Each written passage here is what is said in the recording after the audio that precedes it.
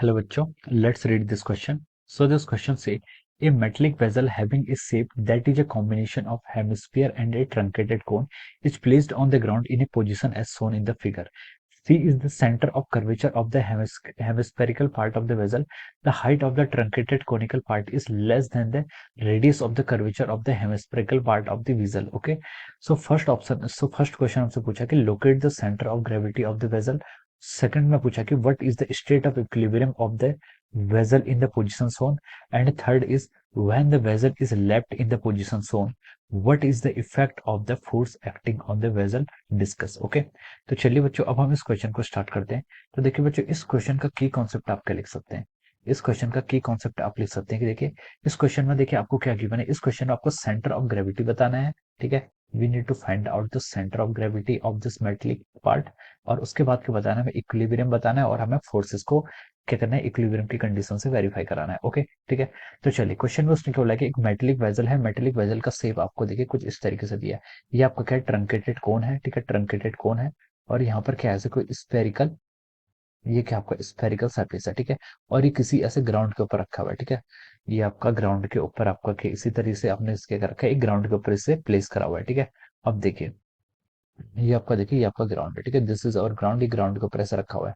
तो देखिए बच्चों, इस क्वेश्चन में हमसे अब क्या पूछा गया। ठीक है, हमसे इस क्वेश्चन में पूछा गया, देखो इस क्वेश्चन में हमें क्वेश्चन में गिवन ये है कि देखिए मेटेलिक वेसल है जिसका शेप का कॉम्बिनेशन ऑफ हेमिस्फेयर का और ट्रंकेटेड कोन का। ठीक है, placed in the ground in the position S one. ठीक है, और C is the centre of curvature of the hemispherical part. ठीक है, ये देखिए सी के आपका सेंटर ऑफ कर्वेचर है, किसका, आपका हेमिस्फेरिकल पार्ट का ये सेंटर ऑफ कर्वेचर है।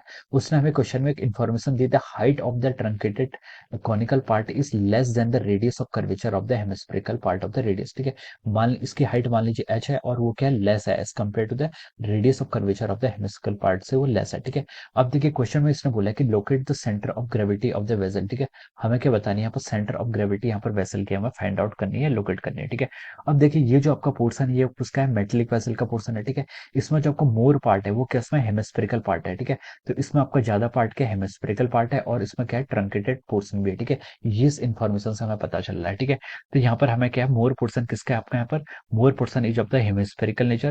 तो हेमिस्फेरिकल का हमें पता है जो आपकी सेंटर ऑफ ग्रेविटी होती है। ठीक है, वो कहाँ पर लाई करती है, सेंटर ऑफ ग्रेविटी लाइज, अगर उसकी रेडियस आपके आर है तो 3/8 ऑफ द आर पर क्या करती है, लाई करती है। ठीक है, कहाँ पर लाई करती है, 3/8 ऑफ द रेडियस पर लाई करती है, जिसकी वैल्यू अब लेवल लेवल लिख सकते हैं कितने, 0.375 आर। ठीक है, तो ये आपकी क्या होती है, सेंटर ऑफ ग्रेविटी लाई करती है किसकी, आपकी हेमिस्फेरिकल की, हेमिस्फेरिकल मेटल की। ठीक है, अब देखिए इसमें आपका ट्रंकेटेड कोन भी है, तो हम बोल सकते हैं कि जो उसका सेंटर ऑफ ग्रेविटी होगा वो क्या करेगा, शिफ्ट करेगा डाउनवर्ड डायरेक्शन में। ठीक है, सेंटर ऑफ ग्रेविटी क्या करेगा, यहाँ पर शिफ्ट करेगा इन द डाउनवर्ड डायरेक्शन में।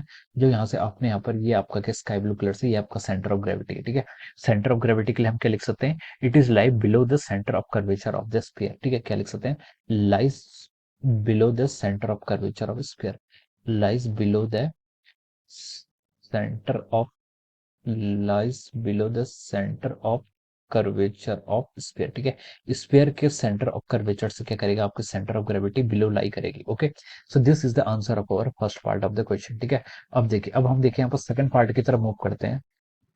सेकंड पार्ट में देखिए आपको क्या दिया गया, सेकंड पार्ट में आपसे बोला गया कि what is the state of equilibrium of the vessel in the position. ठीक है, हमें देखिए इस जो स्टेट ऑफ इक्विलिब्रियम हमें पर फाइंड आउट करनी इस स्टेट में। ठीक है, तो देखिए ये आपका जो वेसल है, ठीक है, जो आपका क्या वेसल है, मेटलिक वेसल। ठीक है, इस पर देखिए अभी ये आपका इक्विलिब्रियम स्टेट पे, इक्विलिब्रियम स्टेट पे कैसे है, इक्विलिब्रियम स्टेट का मतलब होता है इस पर जो नेट फोर्स लग रहा है। ठीक है, एक्स एक्सिस और वाई एक्सिस में जो नेट फोर्स आपका लग रहा है, एफ नेट अगर मैं लिखूं यहाँ पर, वो किसके इक्वल आ रहा है आपका, it is coming out to be equal to zero. ठीक है, ये आपका नेट फोर्स जीरो के इक्वल आ रहा है, तो हम बोल सकते हैं कि this is in the state of our stable equilibrium. ठीक है, स्टेबल इक्विलिब्रियम बोल सकते हैं या फिर हम इसे क्या बोल सकते हैं, आपका न्यूट्रल इक्विलिब्रियम। ठीक है, क्या लिख सकते हैं, न्यूट्रल इक्विलिब्रियम। ठीक है, ये क्या होता है आपका स्टेबल इक्विलिब्रियम या फिर आपका न्यूट्रल इक्विलिब्रियम हम इसे लिख सकते हैं। ठीक है, न्यूट्रल इक्विलिब्रियम से मतलब है कि जो अगर इसे क्या आपका न्यूट्रल इक्विलिब्रियम जो होता है आपका, it is our independent of our displacement. ये क्या होता है आपका, डिस्प्लेसमेंट से क्या होता है आपका, इंडिपेंडेंट होता है, इंडिपेंडेंट ऑफ डिस्प्लेसमेंट। हम क्या लिख सकते हैं, आपका ये क्या होगा, आपका डिस्प्लेसमेंट से क्या होता है, आपका इंडिपेंडेंट होता है। ठीक है, so this is about the equilibrium point of the state of equilibrium of this vessel. Okay, अब चलिए अब हम यहाँ पर थर्ड पार्ट में मूव करते हैं। थर्ड पार्ट में हमसे बोला गया कि what is when the vessel is left in the position shown what is the effect of the force acting on the vessel. ठीक है, जब हमने वेसल को ऐसे ही इसी पोजीशन पर रखा तो हमें बताना है कि इस पर फोर्सेस का इफेक्ट क्या होगा। ठीक है, अब देखिए ये आपका जो वेसल है ये तो आपकी इक्विलिब्रियम स्टेट में मतलब क्या है, आपका total force acting along x axis भी जीरो के इक्वल होगा और total force acting along y axis भी क्या होगा, जीरो के इक्वल होगा। ठीक है, वाई एक्सिस के अलोंग टोटल फोर्सेस कौन कौन से लग सकते हैं। देखिए ये अगर मान लीजिए सेंटर ऑफ ग्रेविटी है तो हम बोलते हैं कि यहाँ से आपका एक फोर्स mg लग रहा है और इस इसके मोशन को क्या कर रहा है, ये जो आपका ग्राउंड है, ग्राउंड क्या कर रहा है, कंस्ट्रेन कर रहा है। इसके कारण हम लिख सकते हैं there must be acting some normal force in the upper direction. ठीक है, एक नॉर्मल फोर्स भी अपर डायरेक्शन में लग रहा है। ठीक है, तो अगर हम यहाँ पर नेट फोर्स देखें, देखिए इसका एक्सेलरेशन तो कहीं को नहीं है, इसका एक्सेलरेशन वाई डायरेक्शन के अलॉन्ग कितना, जीरो है। तो हम लिख सकते हैं इसका मतलब है कि आपका जो नॉर्मल फोर्स है it must be balance by our mg force. ठीक है, जो आपका नॉर्मल फोर्स है इसको कौन बैलेंस कर रहा है, इसको आपका वेट यानी कि weight of this metallic vessel क्या कर रहा है, इसको बैलेंस कर रहा है। ठीक है, तो दीज आर द फोर्सेस। ठीक है, ये आपके फोर्सेस लग रहे हैं और इसके इफेक्ट का फोर्सेस क्या है, इसका टोटल फोर्स का जो समीशन है वो किसके, जीरो के इक्वल आ रहा है, यानी कि देयर इज नो डिस्प्लेसमेंट, यहाँ पर कोई भी आपका डिस्प्लेसमेंट नहीं आ रहा है। ठीक है, so this is how we have solve this question. Okay, so I hope you all understood this concept. All the best and thank you so much.